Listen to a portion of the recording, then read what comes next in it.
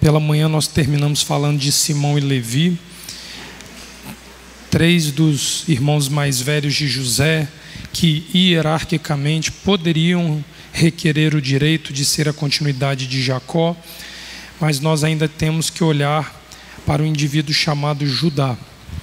Judá é o 4º filho na linhagem matrimonial entre Jacó e Lia. Judá, como diz o texto aqui, ele no capítulo 37, ele é o cabeça da ideia da venda do seu irmão José para uma caravana de ismaelitas. E nós sabemos que, como mentor intelectual, o sofrimento provocado a Jacó se tornou insuportável para ele, a ponto de fazê-lo exilar-se durante um tempo. O capítulo 38 é um capítulo que aborda esse exílio de Judá e a sua exposição mediante o exílio. O capítulo 38 vai dizer assim no versículo 1: Nesse tempo, no tempo do choro de Jacó, da perda de José, Judá desceu de entre seus irmãos e entrou na casa de um homem de Adulão que se chamava Ira. Ali Judá viu a filha de um homem cananeu chamado Sua. Ele a tomou por mulher e se deitou com ela. Ela concebeu, teve um filho, e o pai lhe chamou Tornou ela a conceber e teve um filho a quem chamou Onã. Continuou ainda e deu à luz a outro filho, cujo nome foi Selá. Foi em Quezibe que ela lhe deu à luz. Então, pelo menos, passou-se aqui na vida de Judá um exílio longe da pressão familiar que ele sofria por saber a responsabilidade que tinha sobre o fato. E Judá passa pelo menos 4 anos, um intervalo de 3 gestações. Então, pelo menos 4 anos ele passa longe da casa do seu pai. O texto diz que Judá tomou uma mulher para o seu primogênito, o nome dela era Tamar. Porém, o primogênito de Judá era mau aos olhos do Eterno, pelo que o Eterno matou. Então disse Judá a Oná: deita com a mulher de teu irmão, cumprindo-lhe o dever de cunhado, e suscita descendência a teu irmão. Onã, porém, sabia que a descendência não seria dele, de modo que sempre que deitava com a mulher de seu irmão, derramava o sêmen na terra para não dar descendência a seu irmão. O que ele fazia era mal aos olhos do Eterno, pelo que também o Eterno o matou. Então disse Judá a Tamar, sua nora: permanece viúva em casa de teu pai, até que Selá, meu filho, venha a ser homem. Pois pensava, para que não morra também este, como seus irmãos. Assim se foi Tamar e morou em casa de seu pai. Depois de muito tempo, morreu a filha de Sua, mulher de Judá. Depois de consolado, Judá subiu aos tosqueadores das ovelhas em Tímina, e ele e Ira, seu amigo, o adulamita. E avisaram a Tamar, dizendo: o teu sogro sobe a Tímina para tosquear suas ovelhas. Quando nós estamos diante do cenário da morte sucessiva de filhos dentro de uma mesma casa que não suscitaram descendente homem à mulher, a mulher tem um direito, que é de ser levirada.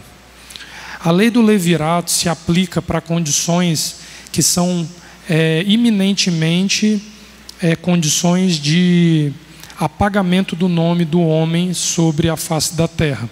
Então, tanto os 2 filhos de Judá que vieram a morrer tinham a pendência de não ter produzido filhos homens. E Tamar, viúva de 2 maridos, estava diante do cenário de que não tinha gerado filhos com os maridos que tinha. Então, é tanto uma remissão do homem que morre, quanto uma remissão da mulher que está de pé. Quando Judá aqui fala assim, cadê aqui?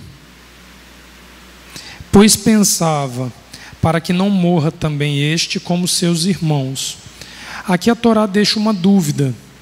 Se Judá considerava os filhos maus e a morte seria iminente, ou o mais óbvio, Tamar era considerada uma mulher amaldiçoada, que a cada vez que se casava alguém com ela, morria um marido. Provavelmente era isso. Mas o Deuteronômio capítulo 25, abre lá a lei do levirato, para a gente entender bem qual é a norma. A lei do levirato também é muito bem explicada ali em Ruth, quando ali ocorre o falecimento dos filhos de descendência israelita que casam com mulheres não israelitas, e o retorno de Ruth à terra de Israel exige o cumprimento do mandamento, o qual Boaz, em lugar do verdadeiro remidor, acaba fazendo. É a mesma norma, a mesma lei. Deuteronômio capítulo 25, versículo 5. Quando dois irmãos morarem juntos e um deles morrer sem deixar filho, a mulher do defunto não poderá casar-se com outro estranho, fora da família. Seu cunhado a tomará e a receberá por mulher e exercerá para com ela a obrigação de cunhado. O primogênito que ela tiver usará o nome do irmão morto, para que o seu nome não se apague de Israel. Porém, se o homem não quiser tomar sua cunhada, esta irá ter com os anciãos no tribunal e dirá: meu cunhado recusa suscitar a seu irmão nome em Israel. Não quer exercer para comigo o dever de cunhado. Então os anciãos da sua cidade devem chamá-lo e falar-lhe. Se ele persistir e disser: não quero tomá-la, a sua cunhada se chegará a ele na presença dos anciãos, lhe descalçará a sandália do pé, e lhe cuspirá no rosto e protestarás, dizendo: assim se fará o homem que não quer edificar família de seu irmão. Sua casa será chamada em Israel de a casa do descalçado. Então a lei do levirato é muito clara. Dentro desse quesito, Judá ordena que a lei do levirato seja cumprida na morte do primeiro filho. Mas quando ele vê a morte do segundo filho e um terceiro filho precisando cumprir a lei do levirato, ele recua e tira o direito de Tamar em ter a sua procriação com um filho que herdaria o nome do marido falecido. Então, nesse ato, Judá fere o próprio filho e Judá fere a sua nora. Dentro desse pré-requisito, a Torá vai alegar que Judá era um homem favorável à esterilização. Nós estamos falando de homens com a função de conduzir ovelhas. Qual foi a principal função de Jacó em meio ao rebanho de Labão que nós estudamos semana passada? Ele multiplicou. Então, o caráter de um pastor é tornar o rebanho cada vez mais fértil, produtivo, de forma que, quando isso se expande à questão humana, o pastor tem a responsabilidade de gerar vida em meio à comunidade, cumprindo mandamentos que estiverem em pendência de serem cumpridos. Então, ao invés dele ser um homem combativo a favor do mandamento, ele combate contra o mandamento. Essa é uma característica que já o coloca em situação bem prejudicial na questão da hierarquia que levaria ele a ser um possível candidato a substituir Jacó na função de pastor. Só que ele consegue piorar a situação dele. Retorna no capítulo 38, por favor. Porque diante desse cenário, a mulher, a ovelha, ela se levanta.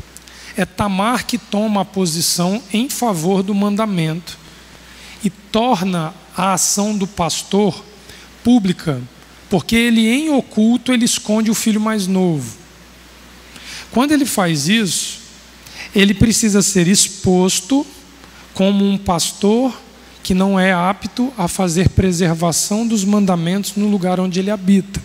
Então ele vai ser trazido a público por ela, mesmo ela tendo que se passar por uma situação degradante. Por que a Torá usa a forma da prostituta para mostrar o tamanho daquilo que Tamar representava quando ela depois é descoberta como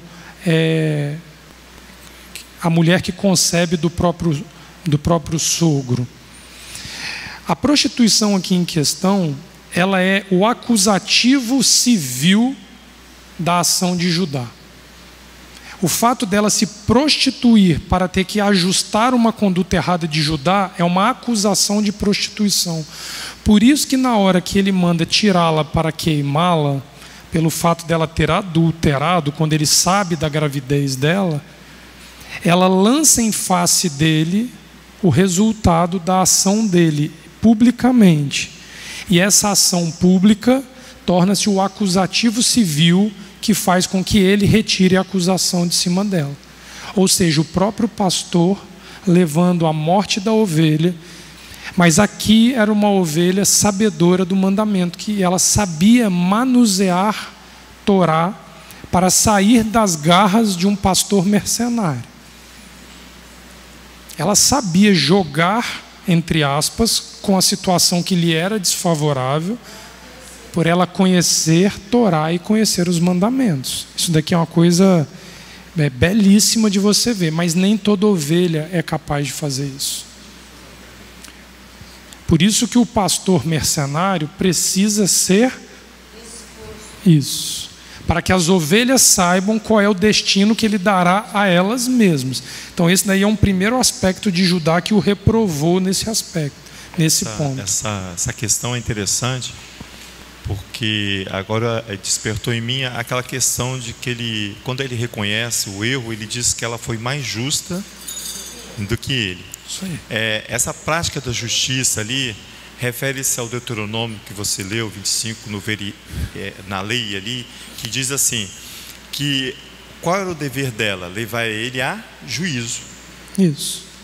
Ela deveria levar ele a juízo. Ele leva ela em juízo. Ela levaria ele a juízo porque ele não cumpriu a lei do levirato. Isso. Mas ela não, ela o fez exposto dentro da normalidade, no sentido assim, sem fazer grande. Ele conseguiu enxergar eu estou entendendo a sua questão. Não seria mais óbvio, a sua pergunta para mim, em outras palavras, não seria mais óbvio se ela ajuizasse contra ele e dizendo, olha, meu sogro está me negando o direito de procriação? A ordem da legislação é essa, né? Seria, em tese... Hoje levava para o juiz. Para o juiz. O juiz comum, sem ser o seu irmão. Isso aí. Então, dentro desse cenário, ela poderia lançar mão desse recurso? Poderia. Os anciãos da cidade iam ver que a causa dela era justa. Judá tinha um filho homem já para cumprir e estava se negando a fazer. Por que ela não faz? Pela aptidão dela em gerar vida. Ela já vai com a prova e o resultado do mandamento no ventre, porque ela o acusa publicamente. E o caráter dele seria plenamente exposto, que ele se deitou com uma prostituta. Então, o pastor ali é destruído e desconstruída a sua imagem de santo, de cima até embaixo, sem poupá-lo de nada, porque ele é um destruidor de ovelhas. Quinta-feira, um interno falou bem assim para a pastora que os internos não respeitam os pastores. Aí ela falou assim, mas como respeitar os pastores daqui? Estão todos presos. Não, eu falei, como? Não, hoje, foi assim, Léo, hoje ninguém mais respeita, ele é um pastor que está preso. Hoje ninguém mais respeita os pastores. Falei, como respeitar os pastores hoje? Vocês estão aqui presos, os outros estão lá fazendo bagunça lá fora. Como respeitar pastor? Não tem como respeitar. Tem que fazer essa exposição aí. É isso aí. Só que ela amava tanto a cumprimento de mandamento que ela vai com a prova real. É isso aí. Ela já não vai apenas com uma acusação que poderia ser facilmente refutável, dizendo, não, eis aqui meu filho. E eu estava aguardando ele amadurecer. Não, ele já chega com a comprovação da ruptura daquele pastor ali em questão com o mandamento. Olha lá o verso 14, no capítulo 38, até o verso 18. Olha a conduta dela em defesa do mandamento. Assim é revelado a Tamar: eis, teu sogro sobe a Tímina para a tosquia de ovinos. Ela se afasta de suas vestes de viúva, cobre-se com um véu, esvai-se nele e vem sentar-se à abertura de Einaims, os 2 olhos, sobre a estrada de Tímina. Sim, ela havia visto que Xelá crescera, mas ela não lhe fora dada por mulher. Judá a vê e toma por prostituta. Sim, ela havia recoberto seu rosto. Ele se dirige a ela na estrada e diz: oferece então e me unirei a ti. Não, ele não sabia que ela era sua nora. Por que a Torá faz questão de enfatizar esta frase aqui? Não, ele não sabia que ela era sua nora. Pelo mesmo problema de Rúben ter subido voluntariamente à cama de um parente próximo.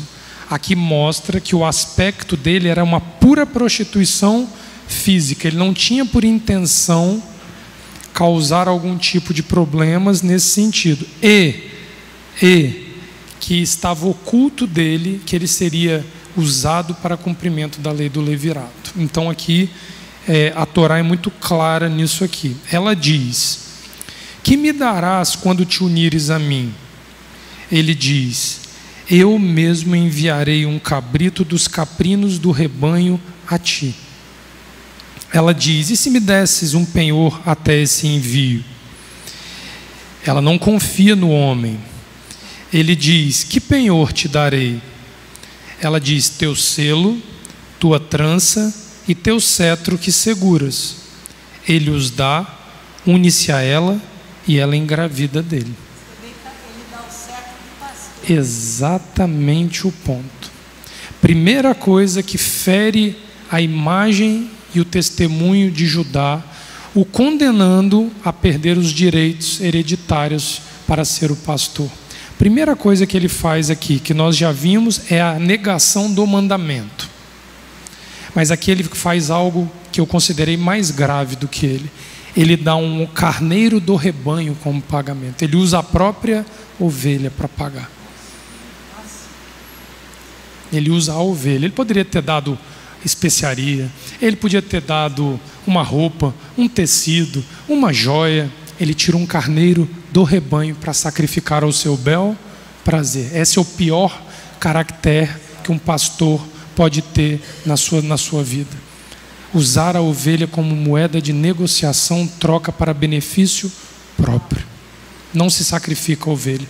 O bom pastor de João, que Yeshua diz, o bom pastor dá a vida pela sua ovelha. Aqui ele fere demais. E quando ele entrega o bordão dele, o cetro, é que conduzir a ovelha ou não para ele era a mesma coisa. Bastava-lhe ter algo mais prazeroso do que isso, que ele entregava o instrumento de trabalho do pastor. Que este instrumento é pessoal e identifica o caráter de cada pastor. Cada um tem o seu. Aqui Judá, ele está totalmente riscado de qualquer condição de querer alegar que José tomou o lugar dele. Mas esse homem era o cabeça.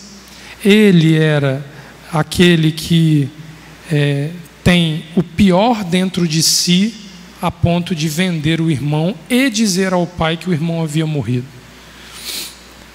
Dentro desse cenário, notem que na escala hierárquica dos descendentes de Jacó, todos os filhos mais velhos que José apresentam falhas de caráter que os impediam de pastorear um rebanho de almas, visto que as suas próprias ainda estavam aquém do esperado por seu pai.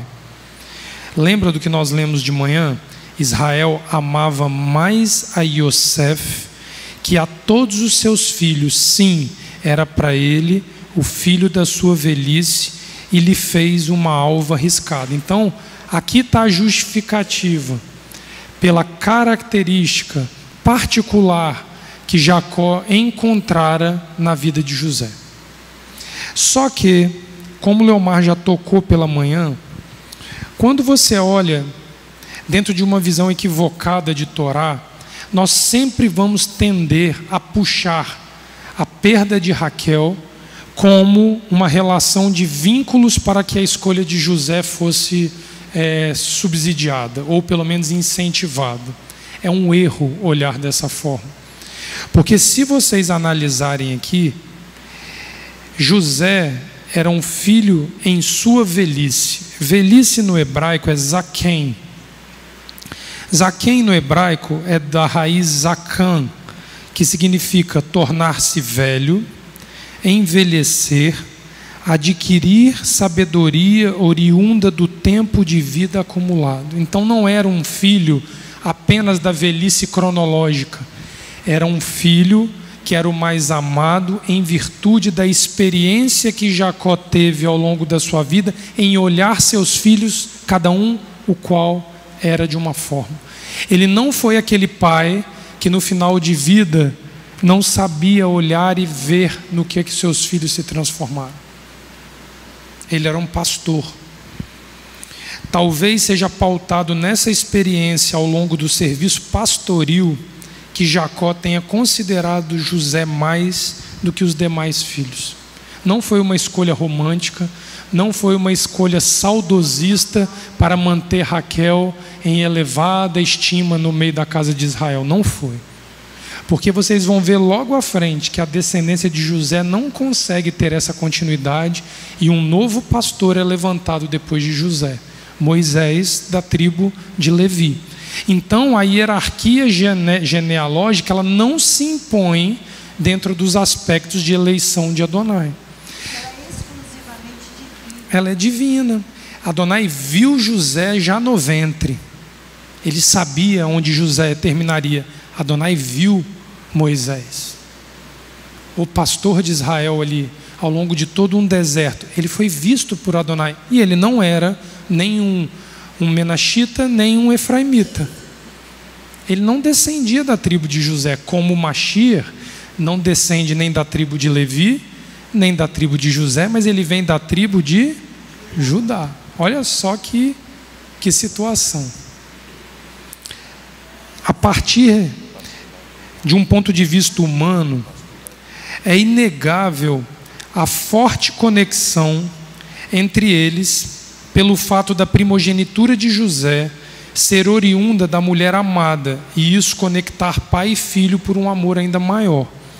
Porém, o pastor Jacó lidava com algo muito mais sublime em suas mãos, fato que nos conduz a olhar a perda de José como um fator muito mais espiritual do que humano, fato traduzido pela prova do homicídio. Olha só que coisa interessante. Os filhos montam uma rebelião contra o escolhido. O escolhido, falsamente morto, é tido por morto ao seu pai com uma prova que não era uma prova com embasamento sentimental. Ele teve a sensação de perda no ponto de vista afetivo do filho, óbvio, não tem ninguém negando isso aqui. Mas o fato dos irmãos terem trazido a quetoneta, a veste sacerdotal de José, causa um impacto muito maior na reação de Jacó. Ele fica inconsolável, porque para Jacó era como se a continuidade do serviço de pastor fosse interrompida. Ele não tinha quem substituir José. Por isso que o choro de Jacó, olha lá no capítulo 37, é um misto da parte afetiva com o filho, sim, mas tem a perda do cunho espiritual, que é o que os profetas, nos seus lamentos contra Israel, choram de forma exacerbada. Quando Moisés ali, ele no capítulo 32, ele diante do pecado do bezerro de ouro e Adonai anulando uma aliança que vem desde Abraão, Moisés, eu vou acabar com este povo e a partir de você eu vou iniciar uma nova geração. O problema de Moisés era com as vidas, sim, mas muito mais com uma promessa e uma aliança que vinha de um homem morto que não tinha como recuperar isso mais, que era Abraão. Moisés enxerga, e a dor de Moisés para se colocar entre Adonai e o povo, ela é motivada por esse fator, pela obra em si. O peso de perder a obra para Moisés foi incalculável, muito mais do que a perda das almas que o faria sofrer já de forma violentíssima. Mas a perda da obra e o nome de Adonai manchado foram insustentáveis para Moisés. Aí ele diz: tira a minha vida ou salva esse povo, ou vai junto com o povo. É aqui o mesmo ponto. Olha o que Jacó fala, capítulo 37, versículo 32 a 35. Os irmãos, eles enviam a alva riscada e a fazem chegar até seu pai. Eles dizem: encontramos isto. Reconhece a alva de teu filho ou não? Ele a reconhece e diz: é a alva de meu filho. Um maldito animal o comeu. Lacerado, Yosef foi lacerado. Jacó rasga suas túnicas, põe um saco sobre os quadris e se enluta por seu filho múltiplos dias.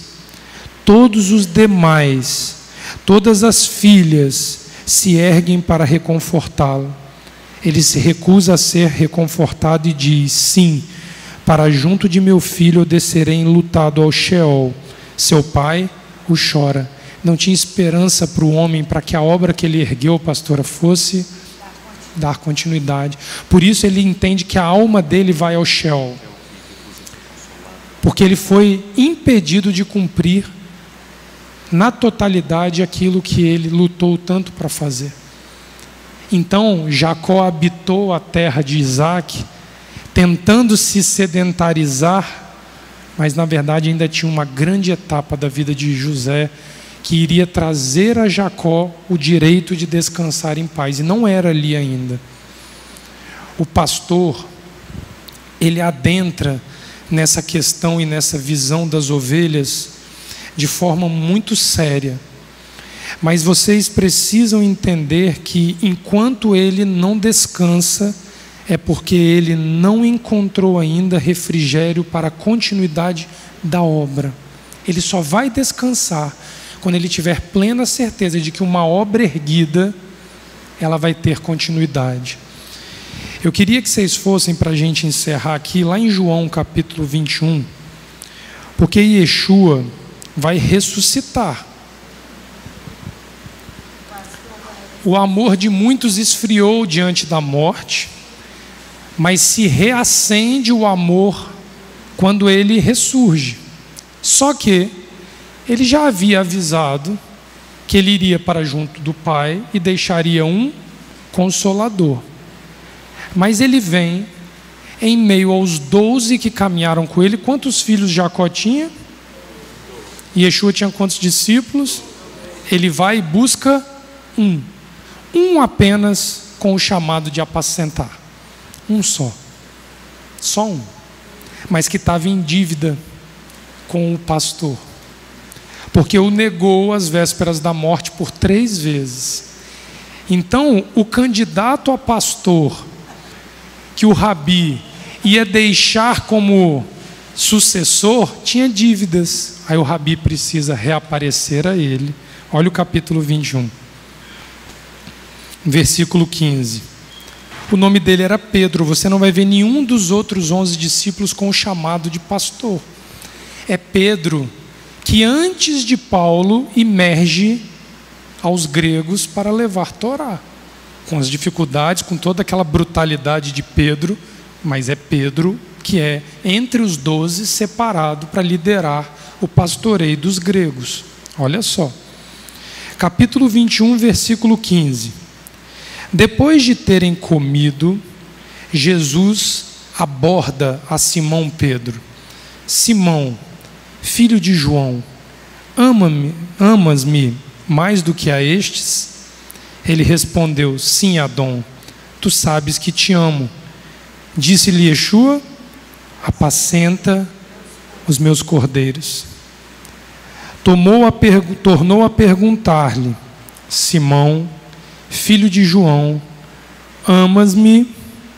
Ele respondeu: sim, Adom, tu sabes que te amo. E Yeshua lhes diz: apacenta as minhas ovelhas. Perguntou-lhe pela terceira vez: Simão, filho de João, amas-me? Simão entristeceu-se por Yeshua lhe ter perguntado terceira vez: amas-me? E respondeu-lhe Adom: tu sabes tudo, tu sabes que eu te amo. Disse Yeshua: apacenta as minhas ovelhas. Em verdade te digo que quando eras mais moço, te cingias a ti mesmo, andava por onde querias. Mas quando fores velho, estenderás as mãos e outro te cingirá e te levará para onde não queres. E Yeshua disse isto, significando com que tipo de morte havia ele de glorificar a Elohim. Então disse: segue-me. Pedro, voltando-se, viu que o seguia o discípulo a quem Yeshua amava e que no Kiddush se reclinara sobre o seu peito e dissera: Adom, quem é que te há de trair? Vendo-o Pedro, perguntou Yeshua: Adom, é deste que será? Respondeu-lhe Yeshua: se eu quero que ele permaneça até que eu venha, que te importa? Segue-me tu. Então divulgou-se entre os irmãos este dito, que aquele discípulo não havia de morrer. Yeshua, porém, não disse que ele não morreria, mas se eu quero que ele permaneça até que eu venha, que te importa a ti? Este é o discípulo que testifica destas coisas e as escreveu. Sabemos que o seu testemunho é verdadeiro. E Yeshua fez muitas outras coisas. Se cada uma delas fosse escrita, cuido que nem ainda o mundo todo poderia conter os livros que seriam escritos. Esse é o final do testemunho de João a respeito do Rabi. O Rabi vê a necessidade de um povo sem pastor, mas com uma seara grande, ovelhas desgarradas, ovelhas espalhadas que precisariam ouvir a mensagem do Messias. Mas esta ovelha foi vista pelo Messias e tinha a pendência da traição sobre si. E Yeshua vai a ela, e Yeshua insiste com ela até que ela sucumba da sua posição e aceite o caminho que o Mashiach iria propor.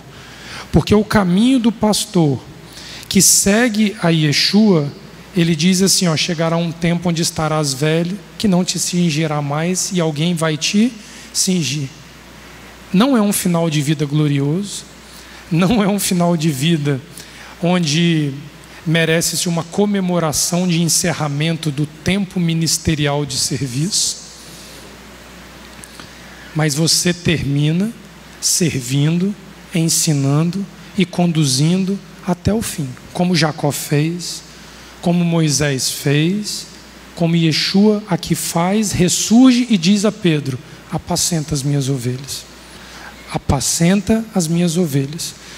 Pedro não tinha da parte do Messias uma garantia de que resolveria em termos individuais a sua pendência. Mas se ele feriu ao pastor, ele precisaria agora cuidar daquilo que o pastor construiu para fazer paz com o pastor. Esse é Yeshua, trazendo este conceito de pastoreio ao nível mais elevado de todos. Não há um nível maior do que um pastor que conhece a intimidade da sua ovelha, que a conduz mesmo diante das suas dificuldades, das suas fugas, mas ele conhece e ele traz a ovelha de volta para si. Rubem não tinha essa característica, Simeão, Levi e Judá não tinham essa característica. Quem tinha era José. E aí pronto, dentro de casa, preparado, assim como Pedro, ele pode ganhar o mundo e levar a Torá para fora de Israel, porque ele saberá como conduzir o rebanho de fora de Israel.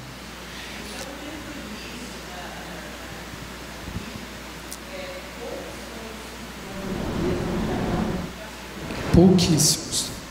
Numa era pré-diluviana, os homens tinham essa concepção de pastoreio muito mais próximas do que depois. Mas o período mais crítico, Rita, que a gente pode olhar na história de Israel é o período que surge o rabinato nas escolas talmúdicas da Babilônia e de Tiberíades. Dali para frente, a imagem de pastor começa a tornar-se inferiorizada diante do surgimento dos rabinos. E, Léo, no mundo cristão, ela é mista. Sim. O trabalho deles não é um trabalho, me perdoem, mas não é um trabalho de Torá exclusivamente, é um trabalho misto, sincronizado com o cristianismo e com a Bíblia, e ainda rejeitando parte da Bíblia, que é o Primeiro Testamento. Eles retiram dele o que eles querem e aplicam assim, e cuidam assim das ovelhas. Eles não cuidam das ovelhas. Eles não cuidam. Eles fazem Está uso. aí agora estabelecido, para quem quiser ver, que o pastor é aquele que é constituído pela instituição. Ele não tem um chamamento. Paulo, escrevendo aos Coríntios, ele fala que a uns deu como pastores, como profetas, como mestres. É específico. É né? específico. Exatamente. Específico. Mas não há isso mais. E o ponto alto disso, pastor, é entender que isso é uma derivação direta da Torá. Então, se hoje o conceito de pastor está tão manchado aí fora, é porque utilizaram de uma premissa bíblica sem conhecer os primórdios que a geraram. Exatamente. E aí, quando você usa isso, você distorce a palavra. E aí, para hoje, nós acreditarmos que um dia a casa de Israel vai descer a esta condição e assumir a sua imagem de pastor sobre a humanidade, é que eu disse a vocês que eu gostaria muito de estar vivo para ver acontecer. Porque aí vai ser uma coisa muito bonita. Sim. Não é? Se isso acontecer, que vai acontecer, vai ter vai que acontecer. Senão, não tem exatamente. jeito. Diante desse cenário que encontra-se o grande dilema hoje nessa questão. E José é a figura perfeita para nós entendermos isso. As próximas duas parashiot vão mostrar essa característica de José conduzindo. Então, aquela ideia do José administrador do Egito deve ser repensada para um pastoreio sobre o Egito. Porque aí a gente tira o aspecto mercenário por trás disso. Exatamente. E a gente olha para o serviço que ele prestou ao Egito. Muitos querem imitar José. Mas nós temos que entender que José era hebreu e ele não tinha nada nele a não ser aquilo que foi passado pelo pai, ser um pastor. Então essa imagem hoje se perdeu completamente. As famílias, tanto que a nossa Haftará, lá de Amós, capítulo 2, vai falar exatamente: eu vos dei profetas, eu enviei isso e vocês deram vinho a beber, vocês mataram, vocês fizeram isso. Os que são verdadeiros, porque preferiram os mercenários. É isso aí. Exatamente. Às vezes dispersa, porque Adonai dispersa. Porque a coisa está tão ruim que ele dispersa o rebanho. Ele, próprio Adonai. E às vezes a própria ovelha se dispersa. Pela falta de um pastoreio adequado sobre ela. Ela se dispersa e ela vai com escândalos. Isso. Com tudo isso que está acontecendo. Mas Yeshua diz: ai daquele por onde vem o escândalo. Melhor lhe for amarrar uma mão no seu pescoço e se lançar no fundo do mar. Ou não é isso aí que Yeshua diz?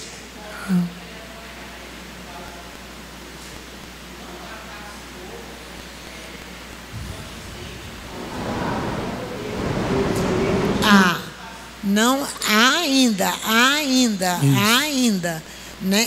Mas a coisa se tornou rara. Isso. Mas porque tem que conduzir o rebanho e alguns são fiéis. Mas olhando para o universo, de uma forma geral, é como achar uma pérola. É bem raro. Bem raro hoje. Amém? Até o próximo Shabat, quando o Leomar ou o Ulisses nos trarão a palavra e darão continuidade à história de José e ao pastoreio de Jacó, né, para nós. Amém? Shabbat Shalom.